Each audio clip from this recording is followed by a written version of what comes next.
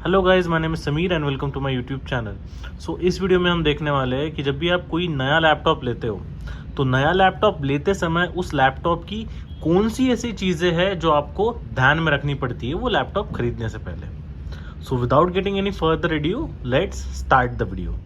सो इस वीडियो में मैं हर एक वो चीज़ बताऊंगा जो आपको कोई भी नया लैपटॉप लेने से पहले उसमें है या नहीं है ये देखनी पड़ती है। तो सबसे पहली जो चीज़ है कोई लैपटॉप लेते समय आपको ध्यान में रखनी पड़ती है वो है उसका डिस्प्ले।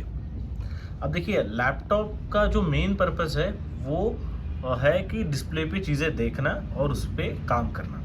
तो जो भी लैपटॉप आप लेते हो उसमें सही स्क्रीन होनी चाहिए। जैसे कंपैरिजन के लिए मैंने दो लैपटॉप रखे, तो अगर आप देख पा रहे हो तो दोनों लैपटॉप में क्लियरली विजिबल डिफरेंस है कि ये जो है ये एक 720p का पैनल है और ये जो डिस्प्ले है ये है 2.5K पैनल, यानी ये फुल एचडी से भी ज़्यादा है। क्वाड एचडी हम इसे बोल सकते हैं और ये सिर्फ एक एचडी पैनल है।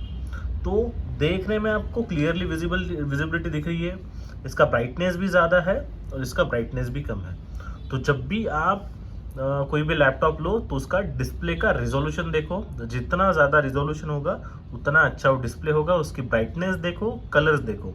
जितना ज़्यादा ब्राइटनेस का निट्स होगा उतना वो डिस्प्ले अच्छा होगा। तो ये हुई पहली बात। सेकंड, जब भी आप कोई लैपटॉप लेते हो, सेकंड चीज़ जो आप कोई भी लैपटॉप खरीदने से पहले देखोगे वो है उसका CPU, GPU, मेमोरी और रैम। तो CPU अगर आप देखोगे तो CPU में अभी इंटेल का 11 जनरेशन चालू है और लेटेस्ट में 12 जनरेशन के भी GPU और यहाँ पे प्रोसेसर आने लगे। तो जितना बड़ा जनरेशन रहेगा उतना अच्छा है। जैसे ये लैपटॉप 11 जनरेशन चालू है।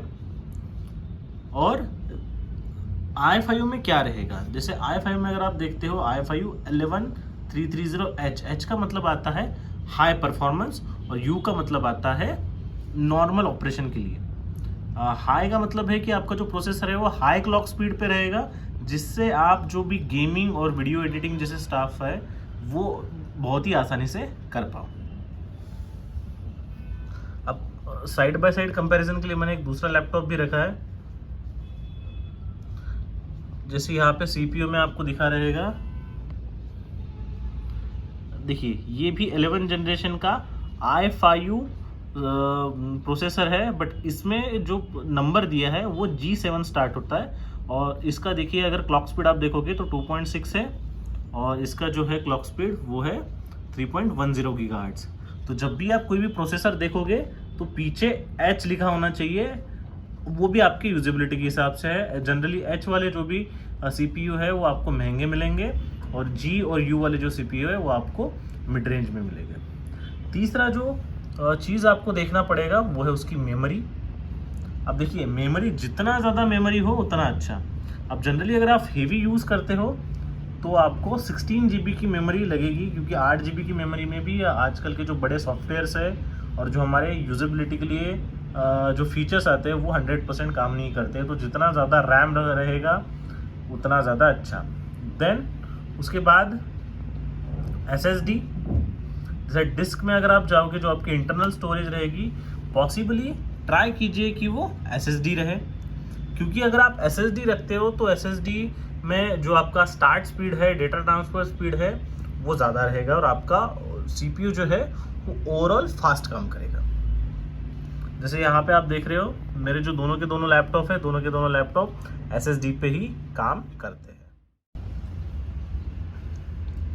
अब डिस्प्ले और उसके जो रैम SSD देखने के बाद आपको जो तीसरा पैरामीटर है वो देखना पड़ता है, उसमें कौन कौन से पोर्ट हैं। तो उसमें आपके रिक्वायरमेंट के हिसाब से HDMI पोर्ट, LAN केबल का पोर्ट और माइक्रो USB पोर्ट होना चाहिए। अब अगर नया लैपटॉप अगर आप ले रहे हो तो उसमें मैंडेटरीली चेक कीजिए कि उसमें USB-C का चार्जिंग हो, क्योंकि जैसे आप देख रहे हो यहाँ पे मेरे जो दोनों के दोनों लैपटॉप है उनका चार्जिंग सेम USB-C से होता है। तो अगर मुझे दोनों भी लैपटॉप कैरी करने हैं तो एक ही चार्जर कैरी करना पड़ेगा। अब और यहाँ से जैसे मैं आईफोन यूज़र हूँ, तो आईफोन के साथ मुझे केबल मिला है।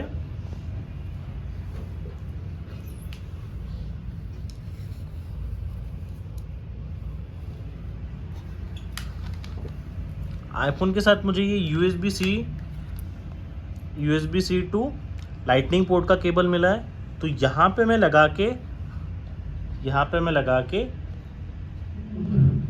अपना आईफोन हाई स्पीड से चार्ज करा सकता हूँ।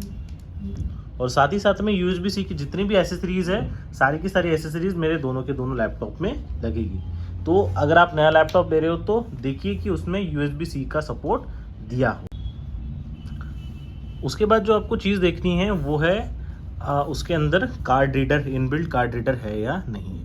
क्योंकि बहुत बार क्या होता है कि अगर आपके पास DSLR कैमरा है, तो DSLR कैमरा से जब आप मेमोरी कार्ड निकालते हो तो डायरेक्ट यहाँ पे डाल के उसे हम स्कैन कर सकते हैं, उसके अंदर का डेटा ले सकते हैं। तो अगर आपके पास कैमरा है तो उसलिए आपको मेमोरी कार्ड का स्लॉट यहाँ पे देखना पड़ेगा। जैसे यहाँ पे देखिए, ये जो मेरा लैपटॉप है, एक लैपटॉप में तो चिप का दिया है, दूसरे लैपटॉप में कोई ऐसी चीज़ दी नहीं है जिससे मैं मेरा कार्ड डायरेक्ट रीड करूँ।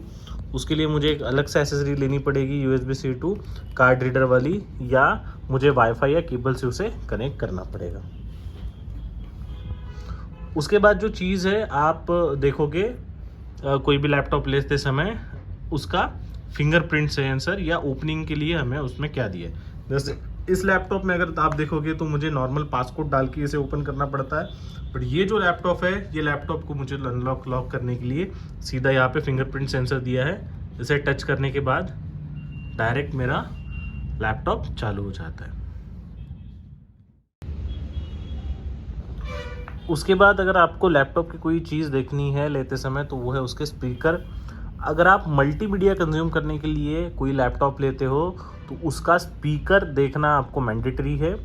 और साथ ही साथ में उसमें कूलिंग के लिए कितने वेंट्स दिए हैं वो भी आपको देखने पड़ेंगे, क्योंकि अगर आप हेवी यूज़ करते हो तो वो बार बार गर्म हो जाता है। तो इसलिए आपको ये चीज़ भी दी है या नहीं दी है वो देखना पड़ेगा।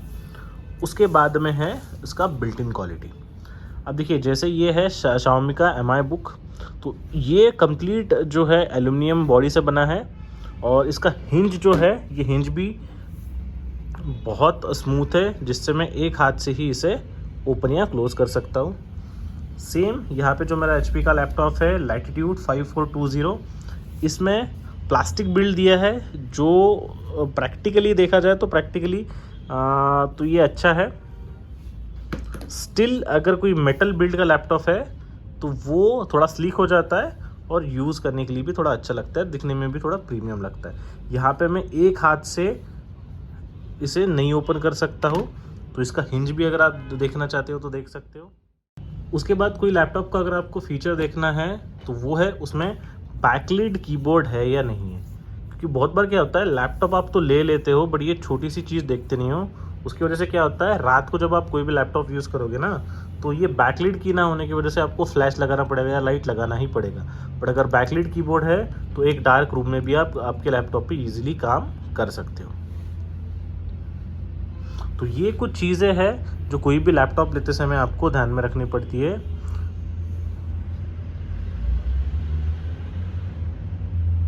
तो ये कुछ चीज़ें हैं जो कोई भी लैपटॉप लेते समय आपको ध्यान में रखनी पड़ेगी। If you like this video then please do subscribe to my channel. Thank you for watching this video. Have a great day.